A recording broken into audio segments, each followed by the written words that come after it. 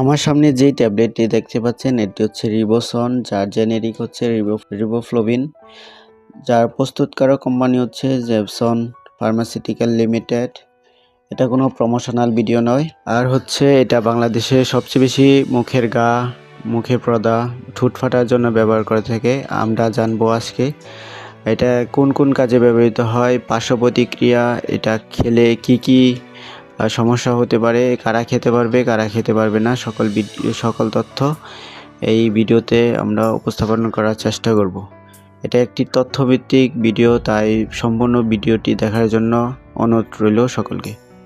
এটা হচ্ছে রিবোসন, যার জেনেরিক হচ্ছে রিবোফ্লোভিন। এটা মূলত ভিটামিন B2 একটি সাপ্লিমেন্ট।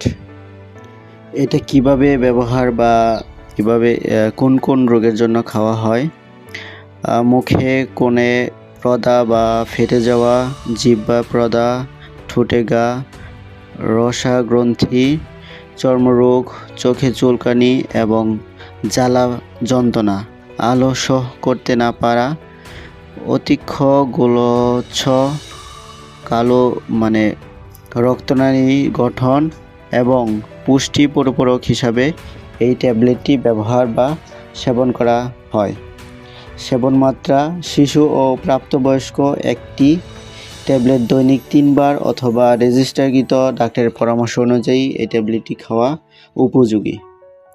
তো এটি কিছু সম্ভাব্য পার্শ্ব প্রতিক্রিয়া আছে, যেমন প্রস্রাব হলুদ হওয়া, এটি একটি স্বাভাবিক বিষয়। এরপরে পেট ফাঁপা বা বমি বমি ভাব, এটি অনেকের ক্ষেত্রে হয়ে থাকে। অনেকের ক্ষেত্রে অ্যালার্জিক রেশ হয়ে থাকতে পারে। তো পার্শ্ব প্রতিক্রিয়া হিসাবে বেশি কিছু না, অনেকের ক্ষেত্রে হয়ে থাকে, তাই ডাক্তারের পরামর্শ অনুযায়ী সেবন করা উত্তম। গুরুত্বপূর্ণ নির্দেশনা: আপনি যদি সেবন করেন তাহলে এটি ধীরগতিতে কাজ করবে, আর যদি এটি বেটে বা লাগিয়ে দেন প্রদাহে, তাহলে এটি খুব তাড়াতাড়ি ও স্বল্প সময়ে কাজ করতে পারে। ভিডিওটি ভালো লাগলে লাইক এবং কমেন্ট জানিয়ে দিবেন। এর পরবর্তীতে কী নিয়ে ভিডিও করা যায় তা জানাবেন ইনশাআল্লাহ। সুস্থ থাকুন, সচেতন থাকুন, সাবস্ক্রাইব করুন মেড ইনফো বাংলাকে। আসসালামু আলাইকুম।